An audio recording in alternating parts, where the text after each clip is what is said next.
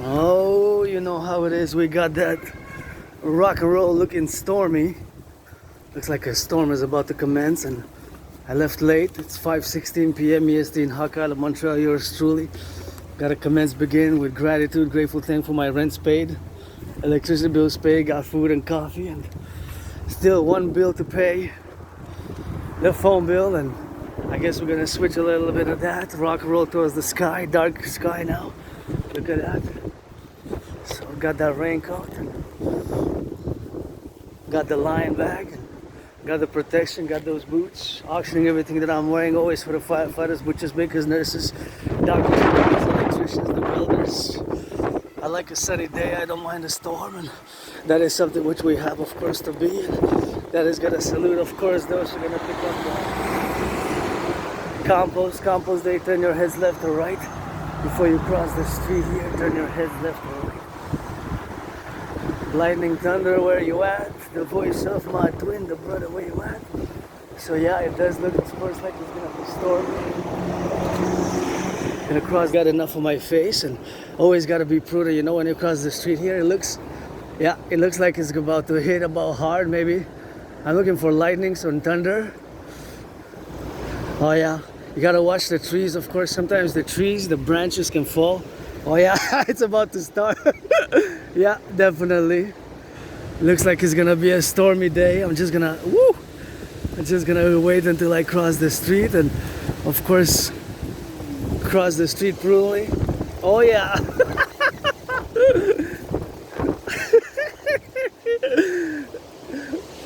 Oh yeah, storm's coming. So because of the storm, you know, and we're gonna march, we're gonna go to the mountain, but I'm not gonna film because a storm's coming on that. So rock and roll always for the butchers, bakers, nurses, doctors, the plumbers, the electricians.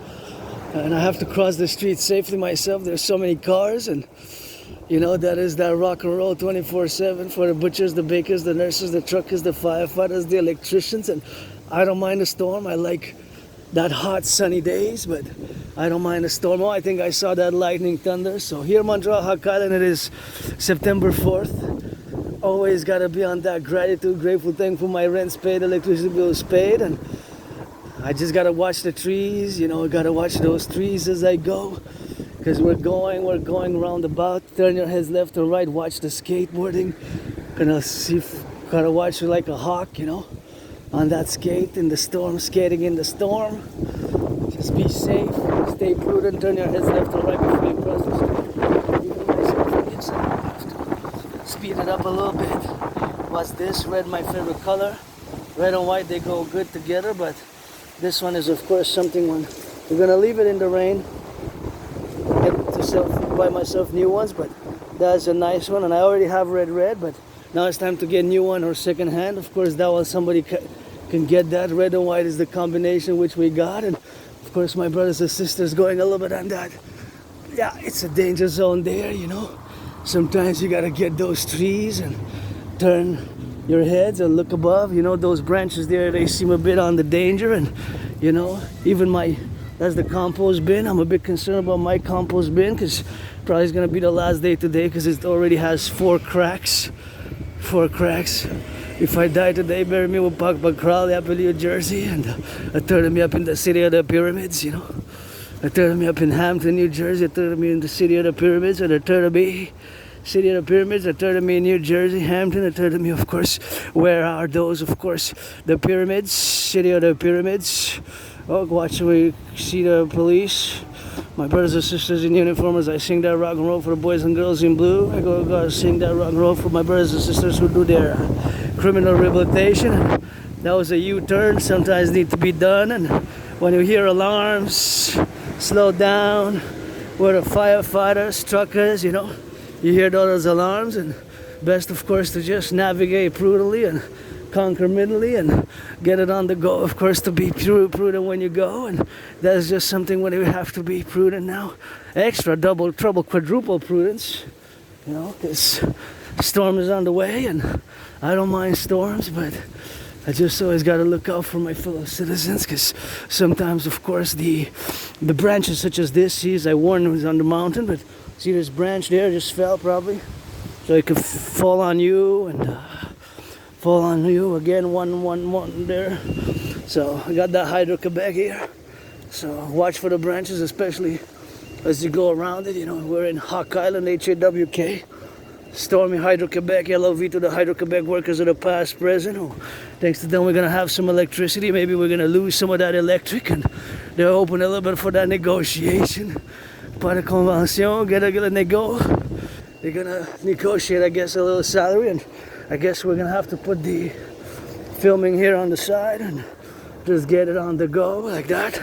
Because I guess if we hold it like this, if I hold it, it's kind of protected, but my only concern is the wind, you know, because it's my work tool, so I don't want to damage it already. I can't afford one this month in September, and y'all got a jobs, good for you, you know, but people like myself with Asperger's, and it's a more difficult, you know, I live with this neurological mental divergent condition known as Asperger's, which is not a disease.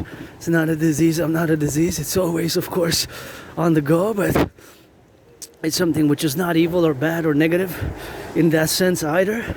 It's just a difference and divergence, you know. And the divergence is, of course, that we are different in the way that we perceive the world, and our perception of the world is different. Again, not bad, not negative, but it is different. I'm curious if there's gonna be some food. I wish I could fill it up, and sometimes I just wish I could fill it up. Or you got somebody who's gonna take some of those corns, and sometimes you open up there, and there might be some food. Let's see, what is that? I have no idea what that is. I guess for somebody else who knows what that is, but here we got the community fridge. Thank you to those who make the donations, you know. Yesterday on that donation, we took a little bit of that melon. Remember the melon yesterday? So sometimes there's food here, but now there's none. And I got $10, $10, of course, myself for that. Hey, got $10, you know. Got $10, so that's always good, and always good for us to have a little bit of that finance, you know, a bit of money, although financially stressed, and always appreciate those, of course, who do the charity and give, of course, for food security. Food security is super important, and it's something which, of course, commences with the truckers, the butchers, bakers, nurses, doctors, firefighters, and, you know, we got a little bit of that rain here, so I guess I'm not going to be filming much today, unless I guess we get all the way somewhere covered, and unless we do a workout somewhere that we are covered in. But, of course, I can realize that, of course, if I do hold the camera here close to the body, that would be something, because I have the raincoat, so that would be kind of protecting it. So again, yeah, you know, with this ASPE, so employment, maintaining long-term employment is more difficult for ASPE such as myself. And, you know, again, it's not negative or bad, it is just how it is. It is a neurological mental divergent condition which makes ASPEs like myself predisposed to those special interests, once we are super interested and super dedicated and super concentrated, while of course we have certain difficulties in the social communication and social interaction, and the social aspects of life. Socializing can be more difficult, and, you know, we're prone to those special kind of types of socialization, and we might not fully be aware of certain social norms and the dynamics of the norms which are encountered. And I guess, you know, we gotta get that rock and roll as we go. Myself, of course, I've been diagnosed by several citizens who have experience in the healthcare, but I'm part of those 50 unofficially diagnosed. But several citizens throughout the years who have experience in the healthcare system, who have experience with healthcare and the medical profession. I've been diagnosed kind of independently it started about 9 years ago, so I always rejected it. Beautiful yellow flowers, like that. Beautiful yellow. I just quadruple my smile when I pass through these yellow flowers next to them. Just my smile quadruples, because I love those yellow. So for about 9 years ago, I started being told by several individual citizens and kind of diagnosed unofficially about that I have HFA, high functioning autism, Asperger's, and of course that is what I have. And although ASPEs, the percentage of ASPEs are 50% are non-officially diagnosed, and the diagnosed percentage is very small. It's 0.44%. So in other words, it's not a lot of people who have Asperger's, right? It's not common. It's not common at all, actually. It's less than 1%. Even if the whole population would be diagnosed, these are beautiful as well. Look at those yellows. black or yellow.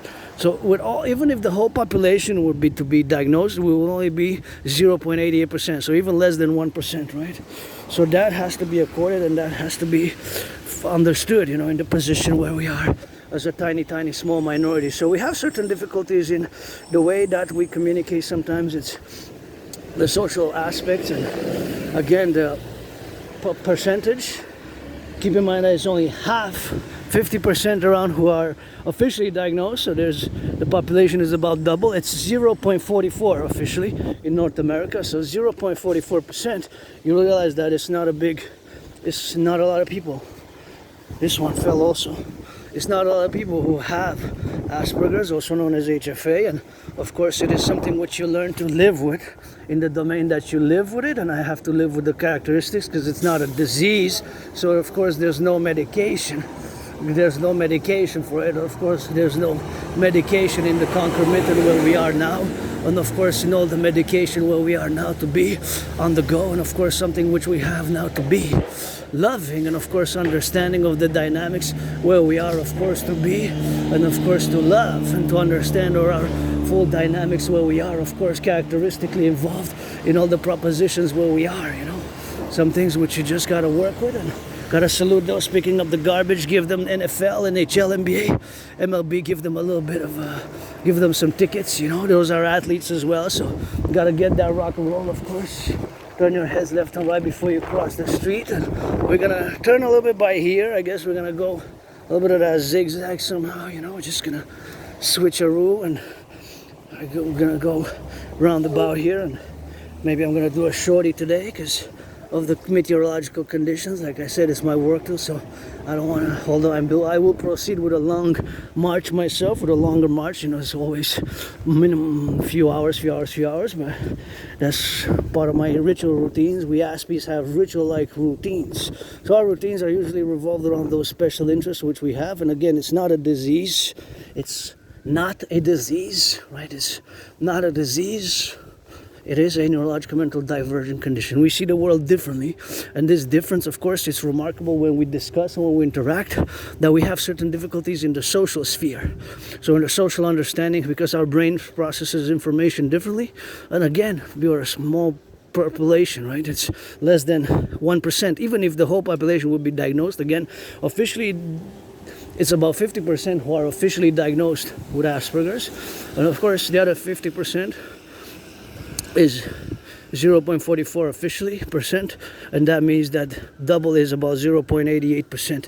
So that means less than 1%. Even if it would be the whole population would be officially diagnosed, it would still be less than 1%. So that is just something you have to incorporate because it's not common. A lot of people don't even know what it is. So that's what I'm going to clarify. So me, for about 9 years ago, I started being unofficially diagnosed, told by several individual citizens who have experience in the healthcare system, who have experience with beautiful yellow. Look at those yellow. Love it, love it, love it. I love yellow flowers. I have experience in a healthcare system, right? I have experience in a healthcare system. And so with Aspies also, I've encountered Aspie and know about Asperger's, which I have myself. So it's just our brains have these mutations, and so we see the world differently. And of course, due to this difference in how we see the world, we have certain traits, characteristics, which might seem odd, weird, bizarre, and awkward, and strange. Strange is often a characteristic or an appellation of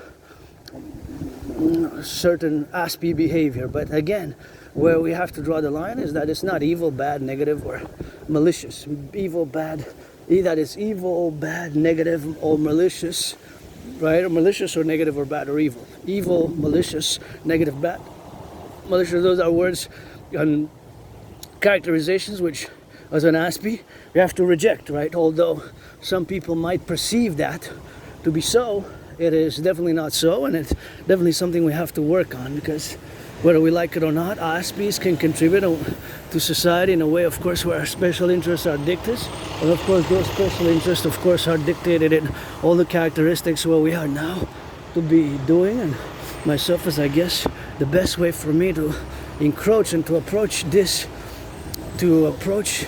here, for me to cross the street, would be to actually go roundabout it here because I'm trying to. Yesterday we went to the mountain. I guess we're gonna go tomorrow. So today we're just gonna go roundabout unless we go to the mountain or unless we go by the other side. You know, sometimes it's good, of course, to change a little bit of the trajectory.